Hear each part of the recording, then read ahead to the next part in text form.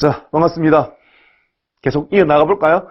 자, 이제 자동차 일반에 대한 이야기가 다 끝났습니다. 자동차 구조 원리에서 자동차 일반에 대한 이야기가 다 끝이 났고, 엑스마인드를 보시면서 내용 정리하는 거 계속 잊지 마시고 따라오셔야 됩니다.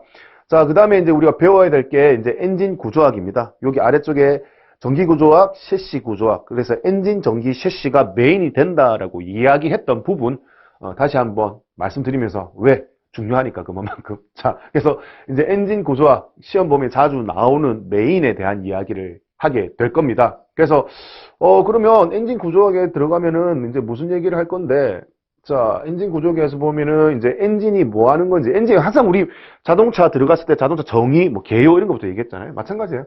엔진 들어가서 엔진의 개요 얘기할 거예요. 그 다음에 엔진의 주요 부에는 이제 어떤 것들이 있느냐, 어떤 것들 구성으로 되어 있느냐. 일단 명칭을 다 알아야지만 전반적으로 엔진에 대한 이야기를 할 수 있지 않겠습니까? 자, 그 다음에 이제 냉각장치, 이 엔진을 좀 식혀주기 위한 냉각장치, 온도를 뭐 일정하게 유지해주는 역할도 할 수 있다고 하죠. 자, 그 다음에 이제 윤활장치, 기계적 마찰이 일어나는데 마찰을 최대한 줄여주기 위한 오일과 관련된 이야기를 할 거예요. 그리고 이제 다음에 이제 중요한 게 사용되는 연료별로 이제 엔진을 구분할 필요가 있다는 겁니다. 그래서 제일 먼저 이야기 나오는 게 뭐다? 휘발유를 연료로 쓰는 가솔린 엔진에 대한 이야기를 먼저 할 거고요. 그리고 이제 환경에 대한 문제가 중요시되고 있으니까 그 이제 내연기관이라고 하는 연료를 사용해서 배출가스, 폭발에 의해서 동력을 만들고 배출가스가 나오는데 그 배출가스 중에 유해한 물질을 줄일 수 있는 방법들이 필요하다라는 겁니다. 그래서 그러한 얘기 배기가스 정화 장치에서 다룰 거고요. 그다음에 이제 가솔린 엔진과 굉장히 흡사하지만 연료의 오면이 다르지 않습니까? 뭐 휘발유하고 LPG 연료 자체가 다르기 때문에 공급되는 라인 자체가 다르다라는 개념이에요. 그래서 그런 부분에 대해서 언급을 해야 할 것이고, 맨 마지막에 이제 가솔린과 디젤 거의 극과 극으로 나뉜다라고 보시면 되겠죠. 그래서 뒤에 배우시면 알겠지만 가솔린 엔진은 좀 미리 말씀드린다면은 불꽃을 이용해서 폭발을 이용을 하고, 얘 같은 경우는 자기 착화라 해서 고압에서 연료가 뿌려지면서 스스로 폭발이 되는 그 원리로 동력을 얻는 거기 때문에 극명하게 비교가 되거든요. 그래서 이 두 개 비교하는 내용이 중요하고 또 시험에도 많이 출제가 되니까 이런 부분에 대해서 어디서 엔진 구조학에서 배우게 된다, 이렇게 개념을 잡아주시면 되겠습니다.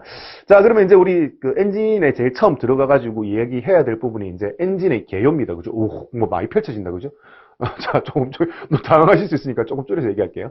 그래서 이거를 써보시면 알겠지만, 지금 막 움직이는 게 보이시죠? 그래서 움직이는 걸 내가 클릭해가지고 이 폴더를 위아래로 움직일 수도 있고요. 그 다음에 여기 놓고 엔터를 치게 되면은 아래쪽에 하이 폴더가 하나 더 생깁니다. 그리고 이 상태에서 탭을 치게 되면은 이하 내용을 더 추가할 수 있는 기능이 있으니까 마인드맵 이렇게 한 번씩 체크해 보시면 훨씬 더 편하게 활용하실 수 있을 거예요. 자, 그 다음에 배경 화면이 앞 시간하고 바뀌었죠. 그래서 너무 하얀색이다 보니까 보시는 분 좀 피로도가 높아질 수 있겠다라고 해서 배경화면 색깔 바꾸는 것도 있어요. 그래서 마우스를 바탕에 놓으시고 마우스 오른쪽 버튼 누르시면은 설정하는 게 또 있거든요. 그래서 이 바탕 화면도 바꿀 수 있고 하니까 조금씩 연습해 보세요. 이왕 써야 되는 거니까. 자, 그래서 엔진의 개요 이 부분을 잡고 사각형 됐을 때 이렇게 드래그를 한번 해보자고요. 움직일 수 있게끔. 자, 그 다음에 이제 우리가 배워야 될 게 엔진의 개요예요. 개요.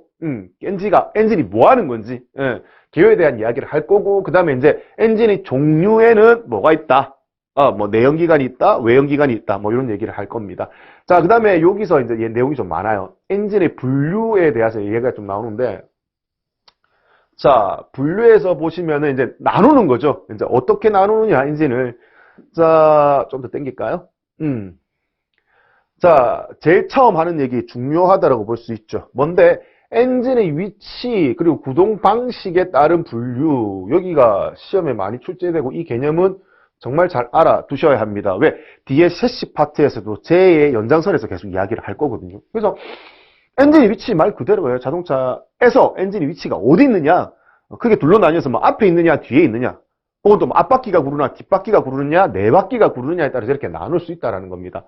자, 그 시스템별로 특징을 알아야 돼요. 어떤 특징을 가지고 있는지. 그리고 그 특징을 근거로 어떻게 다른 시스템과 비교해서 장단점을 이야기하실 수 있어야 된다는 얘기입니다. 그래야지 문제를 풀 때 어떻게 응용이 돼서 나오더라도 얼마든지 혼자서 해결이 가능하다는 겁니다. 그래서 외우시기보다는 전체적인 시스템의 개념을 이해하고 그 이해한 바탕 아래 다른 시스템과 비교하실 수 있어야 된다. 학습 목표라고 보시면 되겠죠. 자, 그 다음에 이제 작동 방식에 의한 분류가 나오는데 크게 중요하지는 않습니다. 그냥 이런 방식들이 있다라는 정도만 알아두시면 될 것 같아요. 자, 우리가 이제 메인으로 쓸 게 뭐다? 피스톤 왕복형. 우리 뭐 앞 시간에 자동차 일반할 때 뭐 압축비 설명하면서도 얘기했겠지만 피스톤이 상사점에서 하사점 막 움직이면서 동력을 만들었잖아요. 걔가 이제 피스톤 왕복형이고 우리는 이 엔진에 대해서 주로 이야기를 할 거예요.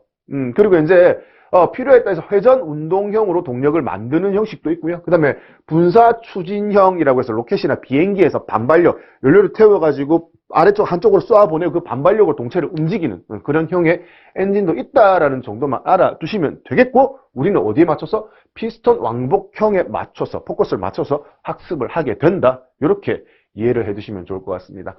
자, 그 다음에 이제 사용 연료에 의한 분류. 엔진이 있는데, 좀 분류잖아요. 전부 분류예요. 분류잖아요.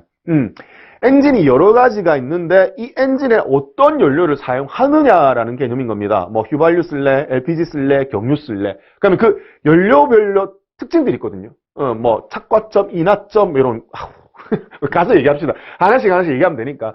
그런 특징에 대해서 이렇게 엔진을 구분해서 나눌 수 있다. 이런 부분이 이제 전제가 돼서 아래쪽에서 이제 쭉 이야기를 하는 거예요. 엔진 파트에서 엔진 사용되는 연료별로 분리를 해서 학습을 한다. 이렇게 보시면 되겠습니다. 또 뭐, 기본 개념 잡는 부분이니까 이것도 중요하다라고 볼 수 있죠.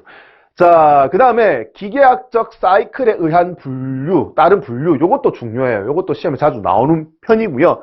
자, 한 번에 동력을 만드는데 몇 가지 과정을 거치느냐예요. 그래서 사행정 사이클 엔진이 우리 주로 많이 이야기했던 거죠. 뭔데 피스톤이란 놈이 흡입, 압축, 폭발, 배기 이렇게 네 가지 행정을 거쳐야지만 하나의 주기, 사이클이 완료가 되는 엔진을 사행정 사이클 엔진이라고 얘기할 거고요. 너무 번거롭고 길어. 너 간단하게 할 거야. 어떻게?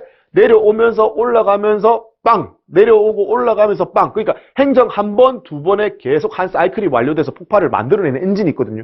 그 엔진은 이제 이행정 사이클 엔진이라고 이야기를 합니다. 기계학적으로 이렇게 두 가지 종류로 나눌 수 있고, 포커스는 사행정 사이클 엔진이고, 이행정 사이클 엔진과 비교해가지고 또 역시 마찬가지 특징을 알고 장단점을 이야기하실 수 있어야 된다. 요거 비교하는 문제가 많이 나오기 때문에 이행정 사이클 엔진의 특징에 대해서도 좀 잘 알고 계셔야 할 필요성이 있다. 그거예요. 자, 그래서 흡입, 압축, 폭발, 배기 이렇게 네 가지 행정 거치는데 뭐 크랭크 축이 예전한다. 그 크랭크 축이 크랭크 축이 이제 아래쪽에 동력 전달하는 축인데 흡입, 압축, 폭발, 배기 할 때 팔꿈치가 두 바퀴 돌아가는 것처럼 이 팔꿈치 역할을 하는 크랭크 축이 몇 바퀴 돈다? 두 바퀴 돌아간다. 뭐 그때 흡기 밸브와 배기 밸브를 각각 한 번씩 열리면 된다. 그럼 흡기 밸브와 배기 밸브를 여는 건 누가 하는 건데 캠이 한다. 그래서 그 캠을 제어하는 캠 축이 어떻게 한 바퀴만 돌면 된다. 막 이게 그냥 맛배기니까 그냥 가볍게 들으세요. 막 머리 아프게 생각하지 마시고요. 뒤에 또 얘기할 거니까 뭐 그런 얘기들을 할 거라는 거예요. 그에 반해서 이행된 사이클 엔진은 뭐 밸브 기구가 없거나 간단하다. 간단하다. 그렇기 때문에 뭐 기구학적으로 소음과 진동이 작을 수밖에 없다. 그래서 그런 역할을 대신할 수 있게끔 뭐 이런 디플렉터를 사용을 하기도 하고, 그리고 이제 밸브로 제어하기 힘드니까 들어온 혼합기, 공기와 연료가 섞인 그 혼합기가 어떻게 타고난 거를 내보내가지고 그 다음에 이제 준비한다. 뭐 그 과정을 소기라고 한다. 소기의 종류에 이런 것들이 있다. 뭐 이런 얘기 할 거예요. 이런 얘기. 자, 지금 뭐 하고 있다? 엔진에 들어와서요. 엔진의 제일 처음에 종류에 대해서 얘기할 거고, 개요부터 얘기할 거죠. 엔진이 뭐다? 개요 얘기하고 종류 얘기할 겁니다. 종류 얘기하고 그다음에 분류가 메인이죠. 분류해서 어떻게 분류한다? 엔진 위치, 구동바퀴 분류하고, 그 다음에 작동 방식, 그 다음에 사용 연료, 기계학적 사이클. 그 다음에 이제 밸브 위치에 따라서 사행전 사이클 엔진이 기준이라고 보시면 되겠어요. 밸브 기구가 복잡한 사행전 사이클 엔진이 기준에서 밸브의 위치에 따라서 개발된 과정이 있겠죠. 그래서 그 과정별로 밸브 위치가 조금씩 바뀌게 됩니다. 그 시스템별 특징별로 알아두자라는 개념이고, 요것도 시험에 좀 잘 나오는 편 중에 하나입니다. 잘 보셔야 하고요. 자, 그 다음에 이제 실린더 내경과 직경의 비에 따른 분류라고 해서 똑같은 사행정 사이클 엔진 여러 가지 있겠지만 그 중에서 이행정 사이클 엔진도 마찬가지죠. 자, 행정이 길게 가져가서 흡입을 하느냐, 혹은 행정을 짧게 가면서 흡입을 하느냐, 요 차이가 또 있을 수 있다는 겁니다. 상대적으로 행정이 길면은 옆으로는 좀 작아도 된다는 얘기예요. 하지만 행정이 짧으면 옆으로는 좀 커져야겠다는 개념이겠죠. 그런 엔진을 행정이 길다, 장행정, 행정이 짧다, 단행정 이렇게 구분해서 이야기할 수 있다라는 겁니다. 그래서 뭐 장행정, 뭐 단행정, 정방형 엔진 이렇게 이제 이야기를 해서 엔진의 특징별로 언급을 할 겁니다. 이것도 이제 특징에 대해서 배우고 또 서로 장단점을 비교하실 수 있어야 된다는 개념이에요. 그래서 자동차에서 가장 기본이 되는 거는 그 시스템에 대해서 정의, 개념, 그죠? 특징 이런 것들 좀 명확하게 판단을 하고요.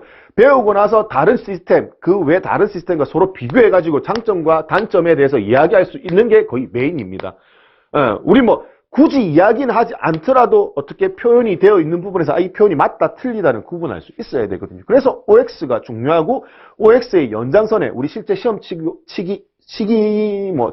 치는 사지성다가 중요한 이유가 거기에 있다 이렇게 보시면 되겠습니다. 자, 그 다음에 이제, 여기는 크게 중요한 건 아닌데, 그래도 뭐 변별력을 위해서 문제가 나올 수는 있기 때문에, 연력학적 사이클에 의한 분류, 이렇게 나누기는 할 겁니다. 그래서 뭐, 오토, 뭐, 디젤, 사바테, 뭐, 사이클, 요거에 관련돼서 특징에 대해서 알아야겠죠. 똑같이. 그리고 뭐야? 또 서로 비교할 수도 있어야 된다. 항상 이런 식이에요. 그죠? 자, 그래서, 우리가 오늘 뭘 배워야 될지에 대해서 큰 그림을 한번 그려보았고요. 자, 그러면 실제, 교재